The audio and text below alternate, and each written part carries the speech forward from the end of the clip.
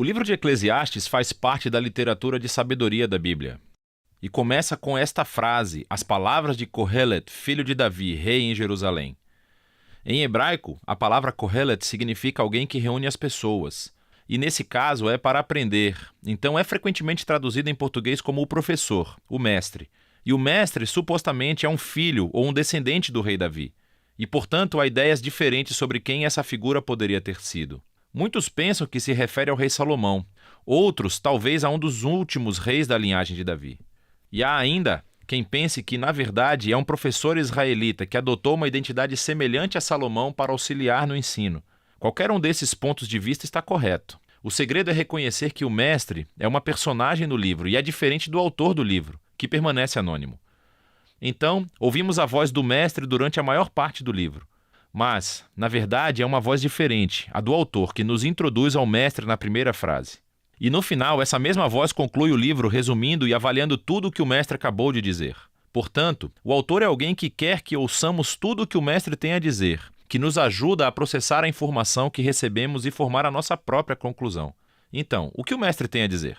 Bom, o autor resume a mensagem básica do mestre no início e no final, e é tudo revel. Tudo é totalmente revel. A maioria das Bíblias em português traduzem essa palavra, revel, como sem sentido, mas isso não capta bem o âmago da ideia. Em hebraico, revel significa literalmente vapor ou fumaça.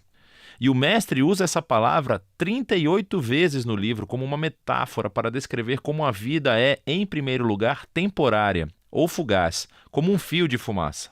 Mas, em segundo lugar, também como a vida é um enigma ou um paradoxo. Como a fumaça parece sólida, mas quando você tenta agarrá-la, não há nada nela. Então, há tanta beleza ou bondade no mundo, mas bem quando você começa a aproveitar delas, surge a tragédia e tudo parece explodir.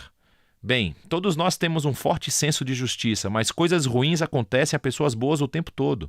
Então, a vida é constante e imprevisível, é instável, ou nas palavras do mestre, é como seguir o vento, revel. E isso é um pouco deprimente. Então, por que ele está dizendo tudo isso? O objetivo básico do autor é marcar todas as maneiras em que tentamos construir significado e propósito para as nossas vidas à parte de Deus, e ele deixa o professor desconstruí-las. Assim, o autor pensa que passamos a maior parte do nosso tempo investindo energia e emoção em coisas que eventualmente não têm significado duradouro. E ele deixa o mestre nos dar uma lição dura da realidade. Você pode ver isso com mais clareza nos poemas de abertura e de encerramento, que focalizam primeiro no tempo e depois na morte. Então, o mestre diz: você pode passar toda a sua vida trabalhando e alcançando grandes feitos, achando que isso dá significado à sua vida, mas você deve parar e considerar o passar do tempo. Porque para todo o esforço humano que existe no mundo, no final de contas, nada muda. Com certeza, desenvolvemos tecnologias e construímos nações que sobem e caem, mas vai escalar uma montanha e vê se ela se importa.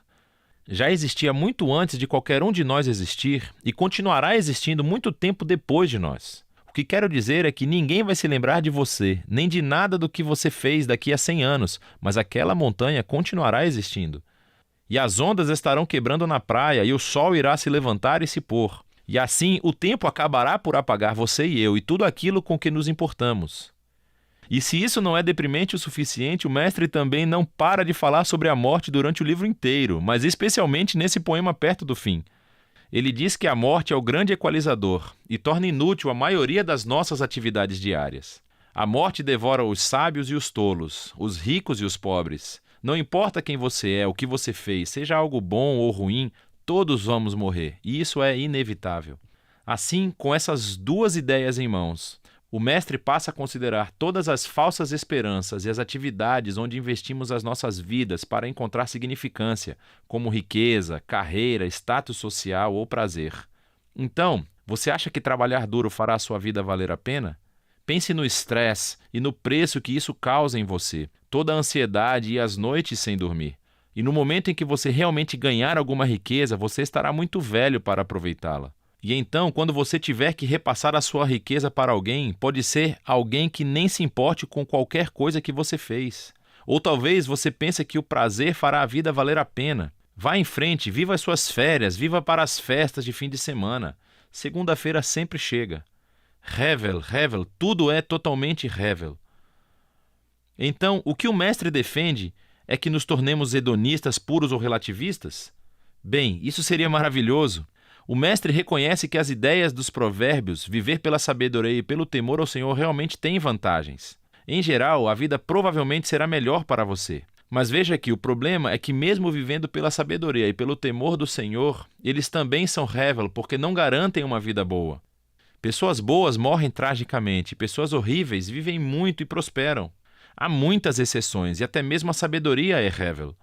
Mais uma vez, não quer dizer que é sem sentido, mas sim um enigma. A sabedoria não funciona da maneira que você acha que deveria funcionar o tempo todo. Então, qual é o caminho a seguir no meio de todo esse hevel? E aqui, paradoxalmente, o mestre descobre o segredo para desfrutar verdadeiramente da vida debaixo do sol. É aceitar o hevel. É reconhecer que tudo na vida está completamente fora do seu controle. Em cerca de 6 partes diferentes, em alguns dos momentos mais sombrios do seu monólogo, o mestre fala sobre o dom de Deus, que é o gozo das coisas simples e boas da vida, como a amizade ou família, uma boa refeição ou um dia ensolarado. Você não pode controlar essas coisas, certamente não são garantidas, mas essa é a beleza das coisas. Quando eu adoto uma postura de confiança total em Deus, eu experimento a liberdade para simplesmente aproveitar a minha vida como ela realmente é, não como eu acho que deveria ser. Porque até as minhas expectativas sobre o que a vida deveria ser são hevel, tudo sob o sol. E assim as palavras do mestre chegam ao fim. Aqui no final o autor fala de novo e conclui tudo. Ele diz que é importante que ouçamos as palavras do mestre. Ele as compara com um cajado de um pastor com um aguilhão, uma ponta que pode doer quando cutuca. Mas ele diz que o mestre está tentando te cutucar para que você se mova na direção certa, em direção a uma sabedoria maior. O autor então nos adverte que você pode realmente levar as palavras do professor longe demais, e poderia passar toda a sua vida enterrado em livros tentando responder aos enigmas essenciais da vida. Não faça isso, ele diz, pois você nunca conseguirá. E assim, em vez disso, o autor oferece a sua própria conclusão. Tema a Deus e siga os seus mandamentos. Esse é o dever dos seres humanos, pois Deus irá julgar tudo aquilo que fazemos, toda coisa oculta, seja boa ou má. E assim, o autor acha que é bom deixar o mestre desafiar as suas falsas esperanças e lembra que o tempo e a morte fazem com que a maior parte da vida esteja completamente fora do seu alcance. Mas o que dá um verdadeiro significado à vida é a esperança do julgamento de Deus, a esperança de que um dia Deus irá limpar todo o conhecimento e trará a verdadeira justiça ao nosso mundo.